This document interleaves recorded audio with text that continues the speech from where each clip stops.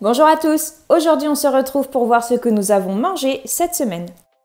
Et pour les petits nouveaux, nous sommes une famille de 5 personnes et nous avons un petit budget, alors vous allez voir des menus pas chers et simples à faire et surtout vous allez voir pas mal de choses qui reviennent régulièrement, c'est parce que nous finissons les restes et c'est la clé des économies.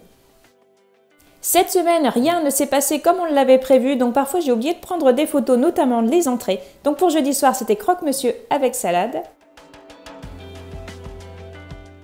Les jours d'école, les enfants mangent à la cantine le midi et mon mari mange au travail. Donc moi j'ai mangé un restant de pâtes du jeudi que j'ai fait revenir à la poêle avec un steak haché. Pour le vendredi midi, j'ai préparé un 4 quarts, j'ai filmé sa préparation, vous pourrez retrouver ça à la fin de la vidéo. Pour vendredi soir, j'ai préparé des pavés de saumon à la crème et du vin blanc, j'ai fait cuire ça au four. Pour accompagner, j'ai fait du riz au curcuma et j'ai ajouté dedans des petits pois.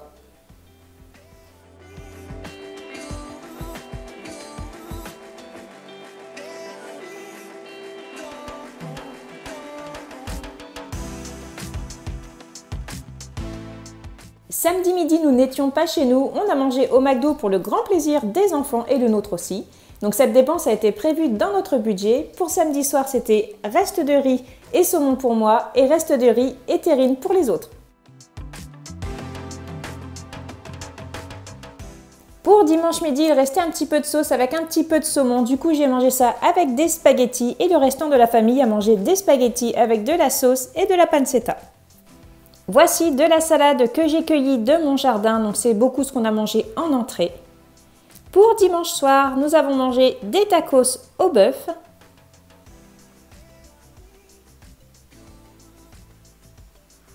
Pour le petit déjeuner du lundi matin, il restait des cookies et du 4 quarts. Pour lundi midi, je me suis fait un paillasson avec des carottes râpées, des pommes de terre râpées et des oignons. Avec ça, je me suis fait cuire 2 œufs au plat dans la même poêle pour limiter la vaisselle. Et comme je suis une grande gamine, j'ai fait un bonhomme. Ensuite, super surprise au jardin, on avait des oignons qui n'avaient pas poussé l'année dernière qui ont poussé. Alors bien évidemment, il n'y a pas de bulbe, mais j'ai récupéré le verre, j'ai coupé en tronçons et j'ai mis au congèle. Pour lundi soir, il restait un petit peu de quoi faire des tacos, du coup j'ai fait ça et j'avais ajouté du riz pour compléter. Mardi matin, j'ai oublié de prendre une photo de ce qu'on a mangé. Ensuite, pour mardi midi et mardi soir, je prépare une bolognaise mais sans viande.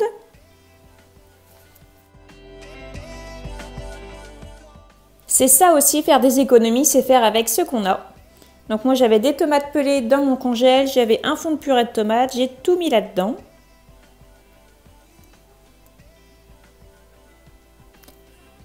Et pour remplacer la viande, j'avais fait des haricots rouges que j'avais en boîte, que j'avais cuits. Et je me suis dit, pourquoi pas les écraser, ça passera peut-être mieux pour les enfants. Alors j'ai essayé d'écraser ça avec le presse-purée, mais honnêtement, ne faites pas ça, hein. C'est vraiment une perte de temps. Et finalement, j'ai pris le mixeur et ça a été nickel.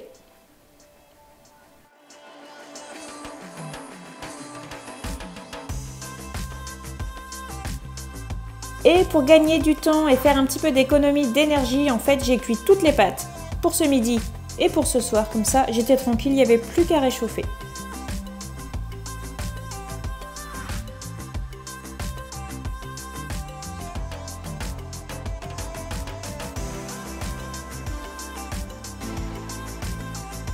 Alors voilà ce que j'ai mangé mardi midi et avec, je bois de l'eau gazeuse puisque nous avons acheté une Soda Stream.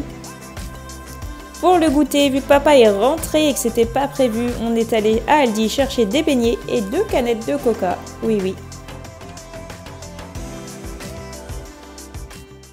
Pour le petit déjeuner du mercredi matin, c'est pain de mie avec du beurre et de la confiture.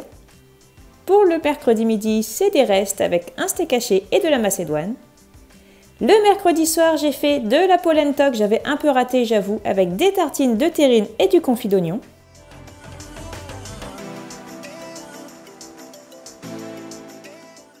Jeudi midi, j'étais à la bourre surtout et je crevais de faim surtout, donc quoi de mieux que des coquillettes au fromage.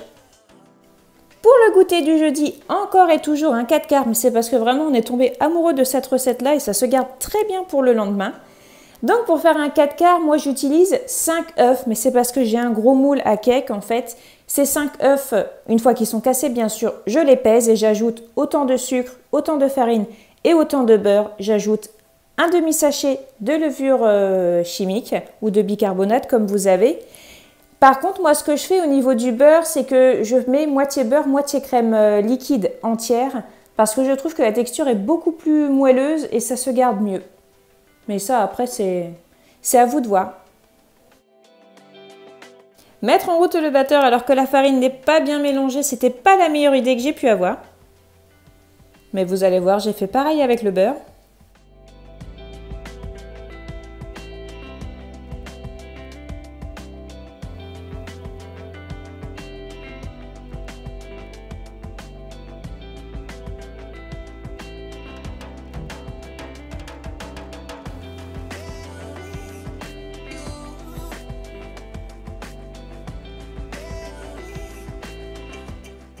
Il est indispensable de graisser votre moule si vous voulez pouvoir démouler votre 4 quarts sans encombre. Donc moi j'utilise de l'huile en spray. Bon, moi j'ai un spray parce que ça coûtait 1 € à Noz et qu'en fait ça faisait longtemps que j'en cherchais un. Mais vous utilisez la matière grasse que vous avez. Ensuite vous farinez tout l'endroit de votre moule en fait. Comme ça après vous pouvez mettre votre pâte dans le moule.